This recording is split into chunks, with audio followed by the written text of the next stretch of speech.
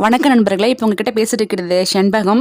இப்போ நம்ம என்ன பற்றி பார்க்க போகிறோம்னா, ஓணம் பண்டிகை எப்படி உற்பத்தி ஆச்சு, அதனுடைய வரலாறு, அதில் இருக்கக்கூடிய இன்ட்ரெஸ்டான சில சுவாரஸ்யமான சில நிகழ்வுகள், அதை பற்றி இப்போ பார்க்கலாம் வாங்க. முதல் விஷயம் என்னன்னு பார்த்தோம்னா, மிகப்பெரிய அசுர சக்கரவர்த்தியான ஒரு ராசா, இன்னுமுமே அழியாத வரத்தோட பாதாள லோகத்தில் வாழக்கூடிய அந்த ராசா மக்களை பார்க்கறதுக்காக வருஷத்துக்கு ஒரு டைமு பூமிக்கு வருவார். அவரை வரவேற்கும் விதமாகத்தான் நம்ம கேரளா நாட்டு மக்கள் பூக்கோளம்லாம் போட்டு வரவேற்பாங்க அவரை, அந்த ராசாவை. அந்த அசுரரை வரவேற்க விதமாகத்தான் ஓணம் பண்டிகையை கொண்டாடுறாங்க. அவரை வரவேற்கிறதுக்காகத்தான் கோலம்லாம் பூக்கோளம்லாம் போட்டு கேரளா மக்கள் அவரை வரவேற்கிறாங்க.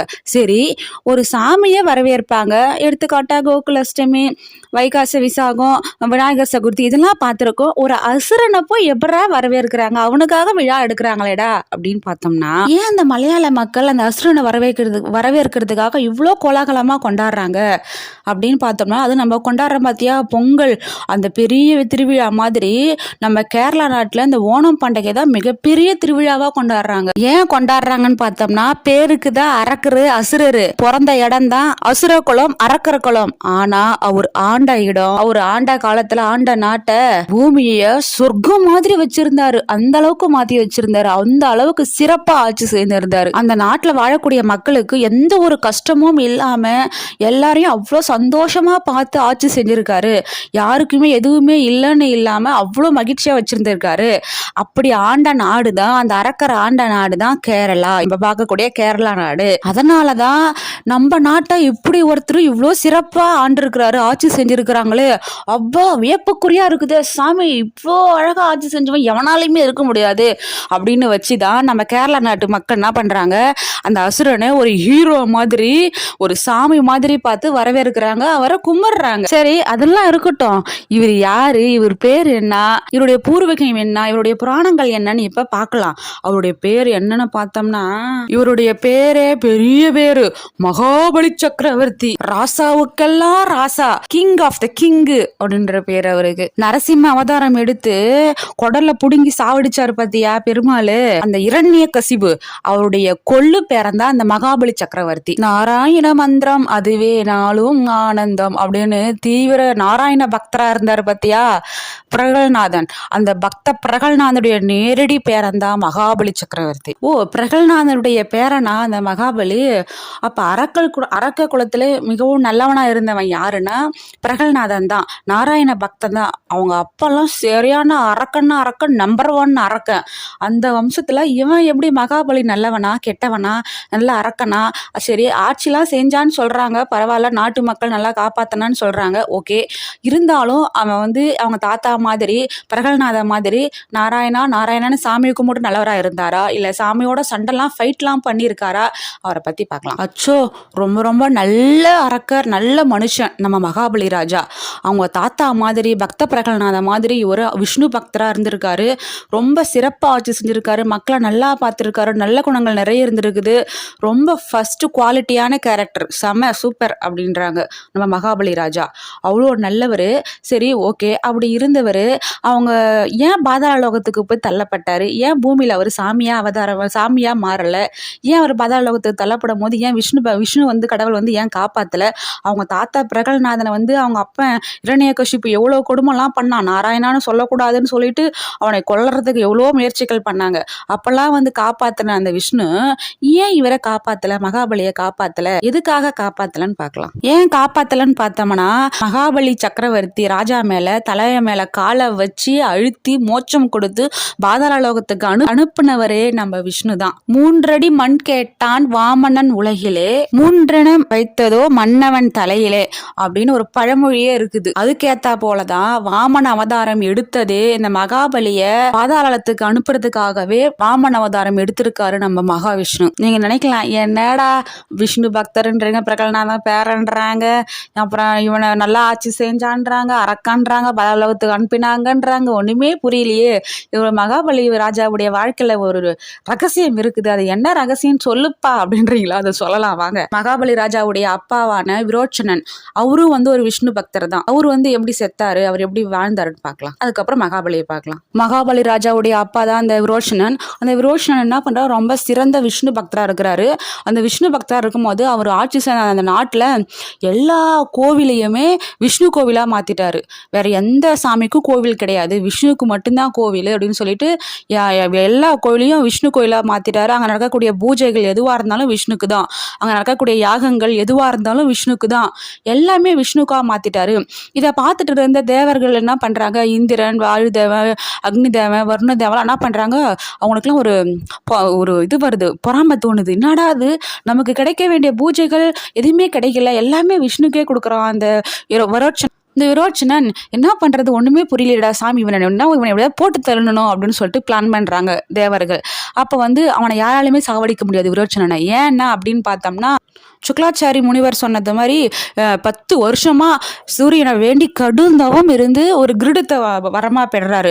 அந்த கிரீடம் தலையில இருக்கிற வரைக்கும் அவனை யாராலையுமே சாகடிக்க முடியாது அப்படின்னு சொல்லிட்டு வரம் வாங்குகிறாரு. யாருன்னா விரோச்சனன். அதனால விரோச்சனனை அவ்வளவு சீக்கிரமா சாகடிக்க முடியாது. இதை தெரிஞ்சதும் ரொம்ப ஃபீல் பண்றாங்க தேவர்கள். எப்படியாவது அவனை சாவடிக்கணுமே, என்ன பண்ணலாம் அப்படின்னு சொல்லிட்டு பிளான் பண்றாங்க. பிளான் பண்ணிட்டு இவனை எப்படியே சாவடிச்சே தீரணும் அப்படின்னு சொல்லிட்டு பிளான் பண்றாங்க. ஒரு நாள் என்ன பண்றாங்க, அந்த விரோச்சனன் தன்னுடைய மகாபலி ராஜா என்ன பண்றாரு, குருகுலத்துல படிச்சுட்டு இருக்காரு. படிச்சுட்டு 10 வருஷமா படிக்கிறாரு. படிச்சு முடிச்சிட்டாரு. அவரை போய் பார்த்து அவரை கூட்டின்னு வரணும் அப்படின்றதுக்காக தன்னுடைய மனைவியும் அவன் மட்டும்தான் 2 பேர் தான் தேர்ல போறாங்க, தான் பிள்ளைய போய் கூட்டிட்டு வரலாம் அப்படின்னு. ஆனா இந்த விரோச்சனம் தன் மகனை 2 டைம் தான் பார்த்திருக்காரு. எப்பன்னா இந்த தவம் கடுமையான தவம் சூரியனை நோக்கி இருக்கிறதுக்கு போறதுக்கு அப்பதான் அந்த மகாபலியை பிறக்கிறாரு. அப்ப பிறக்கும் போது பார்த்துட்டு போனாரு. 10 வருஷம் கடுதவம் இருந்துட்டு வந்தாரு. வந்த உடனே பாக்குறாரு. அப்ப படிக்கிறதுக்கு குருகுலத்துக்கு போயிடுறாரு. இந்த 2 டைம் தான் பார்த்திருக்காரு. எவ்வளவு ஆசையா ஆவலோட தான் பையனை போய் பார்க்கணும், கூட்டிட்டு வரணும்னு சொல்லிட்டு ஆசையா தான் பொண்டாட்டியை கூட்டுன்னு அவர் கிளம்பி போறாரு. போகும்போது இது தெரிஞ்சது என்ன பண்றான், அந்த இந்திரன் என்ன பண்றான், ஒரு சூழ்ச்சி பண்றான். சூழ்ச்சி பண்ணி சூரிய பகவான் கிட்ட சொல்றாரு. சூரிய பகவான் கிட்ட சொல்லி, சூரிய பகவானே எனக்கு கொஞ்சம் ஹெல்ப் பண்ணுங்க, அந்த விரோச்சனா வரான், அவன் பொண்டாட்டியோட வரான், பிள்ளைய பார்க்கறதுக்கு போறான், அவன் வரக்கூடிய வழியில நீங்க வெப்பத்தை நிறைய வீசுங்க, அவனால தாங்கவே முடியாத அளவுக்கு வீசுங்க ப்ளீஸ்ன்னு சொல்லிட்டு கேட்குறாங்க இந்திரன். அதுக்கு அந்த சூரிய பகவானும் சரின்னு சொல்லிட்டு அந்த விரோச்சனா வர வழியில செம்ம வெப்பம், செம்மையான வெயில் அடிக்குது, ஒண்ணுமே முடியல, வேக்காடு வெயில், தண்ணி தாகம், அவங்க மனைவிக்கு தண்ணி தாகம் எடுக்குது, அவனுக்கு தண்ணி தாகம் எடுக்குது. ஐயோ என்னால் முடியலன்னு சொல்றாங்க அவங்க ஒய்ஃப். அவன் என்ன பண்றான், விரோச்சனா சரி நில்லுமா, எனக்கும் ரொம்ப தாகமா இருக்குது, அவங்க ஒரு குடிசல் இருக்குது, அந்த குடிசையில் போய் தண்ணி வாங்கி தரேன்னு சொல்லிட்டு தேரை விட்டு இறங்கி 2 பேரும் அந்த குடிசைக்குள்ள போய் கேட்குறாங்க. அவங்க 2 பேர் தவம் வந்துட்டு இருக்காங்க, முனிவர்கள் 2 பேர். அந்த முனிவர்கள் 2 பேர் யாருன்னு பார்த்தோம்னா இந்திரனும் வருண பகவானும். அவங்க மாறு வேடத்துல முனிவராக போயிட்டு அந்த அந்த குடிசைக்குள்ள தவம் இருந்துட்டு இருக்காங்க. அவங்க கிட்ட போயிட்டு விரோச்சனை கொஞ்சம் தண்ணி கொடுங்கப்பா, ரொம்ப தாகமா இருக்குது, வெயில் அதிகமா இருக்குதுன்னு சொல்றாங்க. சரி வாங்க ஐயா, உள்ள உட்கார வைக்கிறாங்க. உள்ள உட்கார வச்சுட்டு அந்த 2 பேர் வெளியே வராங்க. வெளியே வந்தோடனே என்ன பண்றாங்க, பூட்டு போட்டுடுறாங்க. பூட்டு போட்டு அவங்க வெளியே வந்துடுறாங்க. வெளியே ஒரு 5-6 மணி நேரம் ஒரு நாள் இருக்கிறாங்க. அவங்களால அந்த வெப்பம் தாங்க முடியாம ரொம்ப ஒண்ணுமே முடியாம தண்ணி தாகத்தோட மயக்கடிச்சு குடிசை உள்ளே வீந்துடுறாங்க விரோச்சனும் அவங்க மனைவியும். அது வீந்தோடனே என்ன பண்றான், அந்த இந்திரனும் வர்ண பகவானும் அந்த சாவியெல்லாம் பூட்டை திறந்துக்கின்னு உள்ள போய் அந்த சூரிய பகவான் கிட்ட வரமா வாங்கின அந்த கிரீடத்தை கழட்டி வச்சிடுறாங்க. கழட்டி எடுத்துன்னு போய் கிணத்துல போட்டுடுறாங்க. திரும்ப இருந்தா எடுத்துக்கோன்னு சொல்லிட்டு இவ்வளவு பிளான் பாரு, கிணத்துல போய் போட்டுடுறாங்க. போட்டுட்டு உடனே கொஞ்ச நேரம் கழிச்சு அந்த விரோச்சனை எழுந்திருச்சு என்னையோ இப்படி பண்ணீங்க அப்படின்னு சொல்லிட்டு இப்போ சண்டை போடுறாங்க. அந்த இந்திர பகவான் கிட்ட சண்டை போட்டு ஃபைட் பண்றாங்க. ஃபைட் பண்ண போது அந்த அவனால ரொம்ப சோர்வாகவும் இருக்கிறான் இல்லையா விரோச்சனை, சோர்வா இருக்கிறான், அந்த கிரீடமும் கிடையாது, இவன் இந்திர தேவன் இல்லையா, வருண தேவன் இல்லையா, இவங்க கிட்ட ஜெயிக்க முடியல அந்த விரோச்சனை. அப்ப என்ன பண்ற, இந்திர பகவான் சாவடிச்சிடுறாரு விரோச்சனனை. விரோச்சனை இப்படிதான் செத்து போறாரு. இந்திர பகவான் தான் விரோச்சனனை சாவடிச்சிடறாங்க. இந்த மாதிரி சூழ்ச்சி பண்ணி சாவடிச்சிட்டாங்க. சாவடிச்ச உடனே இதை கேள்விப்பட்ட உடனே மகாபலி ராஜாவுக்கு ரொம்ப ஆவேசம் ஆயிடுது. தான் அப்பாவை 2 டைம் தான் பார்த்தான், யாருக்கு தாங்க ஆத்திரம் வராது, 2 டைம் தாங்க பார்த்தான். பிறந்த போது அவனுக்கு விளக்கம் தெரிஞ்சு பார்த்தது 1 டைம் தான் இருக்கும். பிறக்கும் போது அப்பா பார்த்தாங்க. அதுக்கப்புறம் 10 வருஷம் தவம் இருந்துட்டு ஒரு நாள் தான் பார்த்தோம், ஒரே டைம் தான் பார்த்தாங்க. குருகுலத்துக்கு போயிட்டாங்க. அதுக்கப்புறம் பார்க்கவே இல்லை. இந்த இந்திர பகவான் எப்படி சூழ்ச்சி பண்ணி எங்க அப்பாவை சாவடிச்சிடாடே, வச்சுக்கிறேன்டா உன்னை நான் சொல்லிட்டு ரொம்ப ஆதங்கமா ஆயிடுச்சு அவனுக்கு. அப்படி இருந்தாலும் அந்த சுக்லாச்சாரி நினைச்சிருந்தாருன்னா அவருக்கு அவ்வளோ பவர் இருக்கு. சஞ்சீவி மந்திரம் ஒன்று இருக்குது.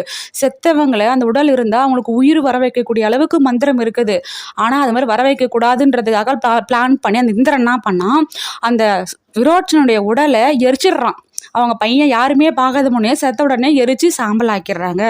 இந்த அளவுக்கு சாம்பலாக்கி இந்த அளவுக்கு அநியாயம் பண்ணிட்டியடா இந்திரனே, உன்னுடைய ஆட்சியை நீ ஆட்சியாளர் இல்லையா தேவலோகம், அதை நான் ஆட்சியாள போறேன், உன்னுடைய பதவியை நான் பிடுங்க போறேன், உன்னை நான் தாண்டா சாவடிப்பேன் அப்படின்னு சொல்லிட்டு என் அப்பாவை சாவடிச்சுவேன், உன்னை பழிக்கு பழி வாங்குவேண்டா அப்படின்னு சொல்லிட்டு மனசுல எண்ணம் தோணுது. வைராகியமா ஆயிடுது நம்ம மகாபலி ராஜாவுக்கு. விரோச்சனா பாவம் இப்படி செத்துட்டாங்க. அது மட்டும் இல்லைங்க, ஒரு பையன் எதுக்காக குழந்தை பெற்றுக்கிறாங்க, தான் கடைசி காலத்தில் நமக்கு வந்து ஈமச்சடங்கெல்லாம் செய்யணும், கொல்லி வைக்கணுன்றதுக்காக தான். ஆனால் அந்த கொல்லி வைக்கிற பாக்கியம் கூட எனக்கு கொடுக்கலையே அப்படின்ற ஒரு வைராகியம், மனசில் பழி வாங்கணுன்ற எண்ணத்தோடவே அந்த மகாபலி ராஜாவுக்கு பதிஞ்சு போயிடுது. அதேபடி வந்து ஆட்சி செய்கிறாரு, நாட்டு மக்களை நல்லா சிறப்பாக ஆட்சி செஞ்சு நாட்டு மக்களை ரொம்ப நல்லா பார்த்துக்கிட்டு ஆனால் அந்த மனசில் வைராகியம் ஒரு பக்கம் இருந்துட்டு தான் இருக்குது. அது இந்திரன் மேலே குறிப்பாக பழி வாங்கணும்னு எண்ணம் இருந்துன்னு இருக்குது. நல்லா ஆட்சி செய்கிறாரு. குரு பேச்சை தட்டாம நல்லவனா நல்லதையே செஞ்சு குரு பேச்சை கேட்டு நடக்கிறவன் நல்லா வாழ்க்கையில முன்னேறுவான்னு சொல்லுவாங்க. அதுக்கு தகுந்த மாதிரி நம்ம மகாபலி ராஜாவும் சிறப்பா முன்னேறினார். ஏன்னா அவருக்கு நல்ல விஷ்ணு பக்தர், நல்ல ஆட்சி செஞ்சாரு, நல்ல மக்களை பார்த்துக்கினாரு, குரு பேச்சு தட்டாம இருந்தாரு. அதனால நல்லா வாழ்க்கையில சிறப்பா உயரத்துக்கு போனாரு.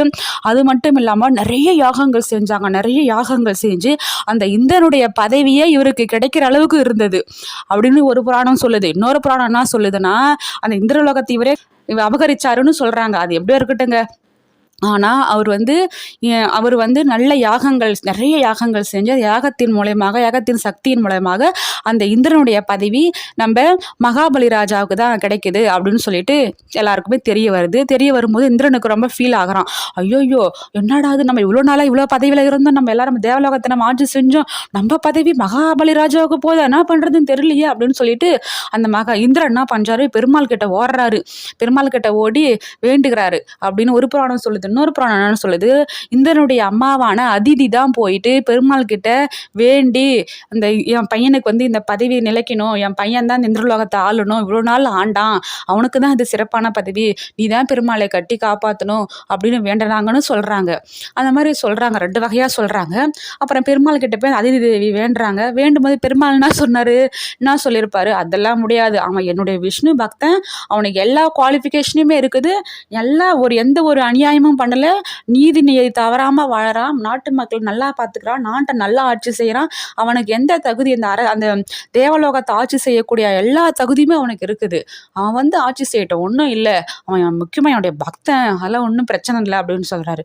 சொன்ன உடனே அந்த அதிதி தேவிக்கு அந்த கோவம் வந்து என்ன சொல்றாங்க, ஐயா நீங்க சொல்றதெல்லாம் சரிதான், இந்த மாதிரி அரக்கர்களிலே நிறைய நல்லவங்களா இருந்திருக்கிறாங்க, அவங்கெல்லாம் கூட வந்து ஆட்சி செஞ்சிருக்கலாம், அந்த மாதிரி ஆட்சி செய்ய விட்டுட்டோம்னா இந்த இந்திரலோகம் எப்படி ஆவறது, அவன் ஒரு அரக்கன், அவனுக்கு வந்து மனசு வந்து ஒரு மாதிரி இருக்காது, திடீர்னு அரக்க குணம் வரும், அரக்க குணம் வந்துச்சுன்னா இந்த இந்திரலோகம் என்ன ஆகும், அதை யோசிச்சு பார்த்தீங்களா கொஞ்சம், ஒரு அரக்கன் வந்து இந்திரன் ஆளலாமா, அவனுக்கு எல்லா குவாலிஃபிகேஷனுமே இருந்தாலும் அரக்க வந்து எப்படி இந்திரலோகத்தை ஆள முடியும், அதை யோசிச்சு பார்த்தீங்களா ஐயா அப்படின்னு சொன்னோடனே அப்புறம் மனசுல அவருக்கு லைட்டா பட்டு, சரிம்மா சரி ஒரு முடிவு பண்றேன், அந்த மகாபலி ராஜாவுக்கு அவனுடைய ஆட்சிக்கு ஒரு முடிவு பண்றேன் அப்படின்னு சொல்லிட்டு அப்பதான் வாமன அவதாரம் எடுக்கிறாரு. இந்த மாதிரி வேண்டி நிற்கக்கூடிய அதிதி தேவிக்கு வேண்டுதலை விரும்பி வாமன அவதாரம் எடுக்கிறதுக்காக அந்த அதிதி தேவியும் காஷியப்பருக்கும் குழந்தையா பிறக்கிறாரு நம்ம விஷ்ணு. அது வாமன அவதாரமா குழந்தையா இருந்து வளர்றாரு. இந்த மாதிரி 5-10 வயசு வரைக்கும் வளர்றாரு. வளர்ந்ததுக்கு அப்புறமா அந்த மகாபலி ராஜா ஆட்சி வந்து முடிவுக்கு கொண்டு வரணும்னு சொல்லிட்டு என்ன பண்றாரு நினைச்சிட்டு இருக்காரு. அப்ப என்ன பண்றா, அந்த மகாபலி ராஜா 100 அஸ்வமேத யாகங்களை செஞ்சு முடிக்கணும் அப்படின்ற ஒரு பிளான் பண்ணி வச்சிருக்கான். ஏன் இந்த 100 அஸ்வமேத யாகம் நடத்தணும் அப்படின்னு ஏன் மகாபலி ராஜா நினைக்கிறாரு அப்படின்னா, அந்த அசுரகுல குருவான சுக்லாச்சாரியார் சொல்றாரு, 100 அஸ்வமேத யாதி நடத்தினாதான் அந்த வந்து இந்திர பதவி வந்து உனக்கு கிடைச்சிடுச்சு, இந்திரலோகத்தை நீ ஆட்சி செய்யற, அந்த இந்திரலோக பதவி வந்து உனக்கு நீடிச்சு நிலைச்சு இருக்கணும் அப்படின்னா 100 அஸ்வமேத யாகத்தை சிறப்பா நடத்தி முடிக்கணும், அப்பதான் அந்த பதவி நிலைச்சுன்னு இருக்கும் அப்படின்னு சொல்லிட்டு வேதங்களிலும் சொல்றாரு, இந்த குருவும் சொல்றாங்க. அதன்படி என்ன பண்றா, மகாபலி சக்கரவர்த்தி ராஜா என்ன பண்றாரு, 99 அஸ்வமேத யாகத்தை சிறப்பா நல்லா செய்து முடிச்சிடுறாரு. 100வது அஸ்வமேத யாகத்தையும் அன்னைக்கு யாகம் செஞ்சு முடிச்ச உடனே அந்த ராஜா கிட்ட நிறைய பேர் தான தர்மம் கேட்க வருவாங்க. அப்போ வந்து அந்த சந்தோஷத்துல அந்த ராஜா என்ன பண்ணுவோம், வாரி வாரி வாரி கொடுப்பாங்க. அதுதான் உலக நீதி. அந்த மாதிரி 100வது அஸ்வமேத யாகம் வந்து நடத்தி முடிஞ்ச உடனே நிறைய மக்கள் வந்து யாசகம் கேட்கறாங்க, தான தர்மம் கேட்கறாங்க, எல்லாத்தையும் கொடுக்குறான் இந்த மகாபலி ராஜா. எல்லாத்தையும் கொடுத்து முடிச்ச உடனே கடைசியா நம்ம வாமனர் வராரு. வாமன அவதாரத்துல விஷ்ணு பகவான் வராரு. வராரு.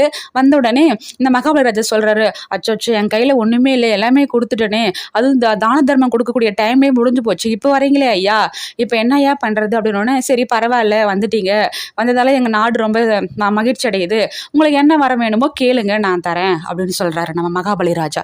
அதுக்கு அந்த வாமனர் என்ன பண்றாரு, வாமன தேவர் எனக்கு 3 அடி நிலம் வேணும், 3 அடிதான் நிலம் வேணும் அப்படின்றாரு. என்னையா இப்படி பண்றீங்க, 3 நிலம் கேட்குறீங்களேயா, ஒரு பொண்ணு கேளுங்க, ஒரு பொருள் கேளுங்க, ஒரு 10 ஏக்கரா கேளுங்க, 10 காணி கேளுங்க, ஒரு பானரப்ப தங்கம் கேளுங்க, வைரம் கேளுங்க, பொண்ணு கேளுங்க, எல்லாம் தரேன், 3 அடி மண்ணை வச்சு நீங்க என்னையா பண்ண போறீங்க, 3 அடி மண்ணு கேட்குறீங்களையான்னு சொல்லிட்டு சிரிக்கிறாரு. சிரிச்ச உடனே பக்கத்துல இருக்கக்கூடிய அசுரகுரு அந்த சுக்லாச்சாரியாருக்கு தெரியுது, ஆஹா இது வந்திருக்கிறது சாதாரண மனுஷன் கிடையாது, விஷ்ணு, இவன் கேட்கும் போதே தெரியுது இதுல விஷ்ணு தான் அப்படின்னு சொல்லிட்டு நைஸா கூப்பிடுறாங்க மகாபலி ராஜாவை. மகாபலி ராஜா வந்திருக்கிறது சாதாரண மனுஷன் கிடையாது, தான தர்மம் வாங்க வந்திருக்கிறது, நம்ம விஷ்ணு தான், மகாவிஷ்ணு வந்திருக்கிறாரு உங்ககிட்ட தானம் தர்மம் வாங்குறதுக்கு, இதுல ஏதோ ஒரு சூழ்ச்சி இருக்குது, அதெல்லாம் தர முடியாதுன்னு சொல்லி அனுப்பிடு அப்படின்னு சொல்றாரு ஆச்சாரியார். அது ஆனா மகாபலி ராஜா அதை கேட்க கிடையாது. விஷ்ணுவா வந்திருக்கிறாரு பாரா, நம்மளை தேடி நம்ம மகாவிஷ்ணு வந்திருக்கிறாரு, இவ்வளோ பக்தனா இருந்தனானு, இவ்வளோ நன்மைகள் செஞ்சு, இவ்வளோ யாகங்கள் செஞ்சு, அப்பெல்லாம் பார்க்க வரல, இப்போ வந்திருக்கிறாரா, ரொம்ப சந்தோஷம், இல்லை நான் அந்த வரத்தை கொடுப்பேன், இந்த வரத்தை கொடுத்து நான் விஷ்ணுவுடைய காட்சியை நான் பார்க்கணும் அப்படின்னு சொல்லிட்டு ரொம்ப சந்தோஷமா இருக்கிறான். ஆனா இதுல நல்லா தெரிஞ்சுக்கோங்க, ஒரு கெட்ட அரக்கனா இருந்தா என்ன பண்ணியிருப்பான், ஐயோ விஷ்ணு வந்துட்டான் நம்ம அழிக்குதான் வந்திருப்பான் அப்படின்னு சொல்லிட்டு ஒரு பயத்துல அவன் கூட சண்டை போட போயிருக்கணும், எகுத்து நின்று இருக்கணும், தரமாட்டான்னு சொல்லியிருக்கணும். நம்ம பிரகலநாதனுடைய பேரை நல்லதையே செஞ்ச மண்ணை பல யாகங்களை செஞ்சவன், இந்திரவுலகத்தை ஆளக்கூடியவன், நீ நாடா பேர் இவனான்னு சொல்லிட்டு ஒரு கிரீவி இருந்திருக்கணும் கெட்டவனா இருந்திருந்தா. ஆனா அதெல்லாம் அப்படிலாம் கிடையாது. இந்த மகாபலி ராஜா இவ்வளவு நல்லவன் பாருங்க, எல்லாமே தெரிஞ்சிருந்தும் நான் மகாவிஷ்ணுடைய அந்த காட்சியை பார்க்கணும் கடைசி காலத்துல அப்படின்னு சொல்லிட்டு ஆசைப்படுறான் பாரு, அங்கதான் நிக்கிறான் நம்ம மகாபலி ராஜா. அவனோட குணத்தை இதுல தெரிஞ்சுக்கலாங்க எவ்வளவு நல்லவன் சொல்லிட்டு. ஆமா, அதுக்கப்புறம் சரிங்க தரேன், உனக்கு 3 நிலம் தானே வேணும், எங்க வேணாலும் எடுத்துக்கோங்க, இது எல்லாமே என் இடம் தான், எடுத்துக்கோங்க அப்படின்னு சொல்றாங்க. சொன்ன உடனே விஷ்ணு என்ன பண்றாரு, வாமன அவதாரத்துல ஒரு அடியை எடுத்து வச்சு மண்ணுலகத்தை எல்லாம் ஒரே அடியில அளந்துடுறாரு, இன்னொரு அடியை எடுத்து வச்சு விண்ணுலகத்தை அளந்துடுறாரு, 3வது அடியை எங்க வைக்கிறது அப்படின்னு கேட்குறாரு. இதை கேட்ட உடனே அப்பா அந்த மகாபலி ராஜாவுக்கு உடம்பெல்லாம் சிலுத்து போய், ஐயோ சாமி மகாவிஷ்ணு, இந்த காட்சியை கிடைக்க நான் என்ன புண்ணியம் பண்ணேன் சாமி, ஐயோ உனக்கு 3வது அடி தானே இந்தாங்கன்னு சொல்லிட்டு முட்டியை போட்டு குனிஞ்சு தலை மேலே வையுங்க அப்படின்றாரு. அப்படியே தலை மேலே வச்சுதான் அந்த மகாபலி ராஜா பாதாளத்துக்கு தள்ளப்படுறாங்க. மோட்சம் அடைஞ்சு என்னைக்குமே சாவாத சிரஞ்சீவியா நம்ம பாதாள லோகத்துக்கு தள்ளப்படுறாங்க. அப்போ ஒரு வரம் கேட்குறான் மகாபலி ராஜா, சாமி எனக்கு மோட்சம் கொடுத்துட்டீங்க, நான் சாவாத வரமா, நான் எப்பவுமே பாதாளத்தில் தான் இருப்பேன், எனக்கு ஓகேங்க, அதெல்லாம் எனக்கு ஒரு வரம் மட்டும் கொடுங்க, நான் மக்கள் இந்த நாட்டு மேலேயும் மக்கள் மேலேயும் தீராத அன்பு வச்சுட்டேன், அதுலேருந்து என்னால் மீண்டு வர முடியல, ஒரு வருஷத்துக்கு ஒரு டைம் நான் வெளியே பாதாள லோகத்திலிருந்து வெளியே என் நாட்டையும் என் நாட்டு மக்களும் சந்தோஷமா இருக்கிறாங்களான்னு பார்த்துட்டு போயிடுறேன், இதுக்கு சம்மதம் கொடுங்க சாமி அப்படின்னு கேட்ட உடனே சரி அப்பா அப்படியே ஆகட்டும் அப்படின்னு சொல்லிட்டு வரத்தை கொடுத்துட்றாங்க. இப்படிதாங்க மகாபலி ராஜா ஆட்சி செஞ்சது, அவர் பாதாளலோகத்துக்கு போனது. அந்த நாளை தான் அவர் வெளியே பார்க்கக்கூடிய நாளை தான் ஓணம் பண்டிகையாக கொண்டாடுறாங்க நம்ம கேரளா மக்கள். அதாவது மலையாள மாதம் சிங்க மாதம், தமிழ் மாதப்படி பார்த்தா ஆவணி மாதம் திருவோண நட்சத்திரத்தில் தான் அந்த நாள் அன்னைக்கு தான் இந்த வாமன அவதாரம் எடுத்து அந்த மகாபலியை பாதாள லோகத்துக்கு அனுப்பி இந்த வரம் கொடுத்த நாள் அன்னைக்கு தாங்க. அதனால் இது உண்மையுமே நடந்ததுங்க, புராண கதைகள் சொல்கிறாங்க, அந்த நாள் தான் நடந்தது. அதனால தான் வருஷம் அந்த நாள் அன்னைக்கு என்ன பண்ணுறாரு மகாபலி ராஜா பாதாள லோகத்திலேருந்து வெளியே அந்த நாட்டில் மக்கள்லாம் பார்த்துட்டு ஒரு வீடாக போயிட்டு மக்கள் நல்லா இருக்கிறாங்க நலமா இருக்காங்களான்னு பார்ப்பாருங்க. அப்படி வீடாக மக்கள் நல்லா இருக்காங்களா பார்த்துட்டு ரொம்ப சந்தோஷம் அடைஞ்சிட்டு திரும்ப போவாருங்களாம். அந்த நாளை தான் அந்த நாட்டு மக்கள் நம்ம மகாவிஷ்ணு கிட்ட தன்னுடைய தலையே தானாவே கொடுத்து மோட்சம் அடைஞ்சு பாதாளலோகத்துக்கு போனாரு, நம்ம நாட்டை இப்படி ஆட்சி செஞ்சிருக்காரு, நம்மளை பார்க்கறதுக்காக வரம் கேட்டு வருஷத்துக்கு திருவோண நாள் அன்னைக்கு வராங்க, நம்மளை பார்க்கறதுக்காக வராங்க அப்படின்றதுக்காக அவரை வரவேற்கிறதுக்காக மிகப்பெரிய பண்டிகையாக கொண்டாடி அந்த மகாபலி ராஜாவுடைய ஆசியை வாங்கறதுக்காக ரொம்ப சிறப்பாக கொண்டாடுவாங்க. திருவோண திருநாள் அதாவது ஓணம் பண்டிகை கொண்டாடுறாங்க. இப்பேற்பட்ட மகாபலி ராஜா தமிழ்நாட்டுக்கும் தமிழ்நாட்டு மக்களையும் பார்க்கணும், தமிழ்நாட்டு மக்களுக்கும் ஆசி வழங்கணும்னு சொல்லிட்டு வேண்டிக்கிறேங்க. எல்லாருக்கும் ஓணம் பண்டிகை நல்வாழ்த்துக்கள்ங்க. நன்றி, வணக்கம்.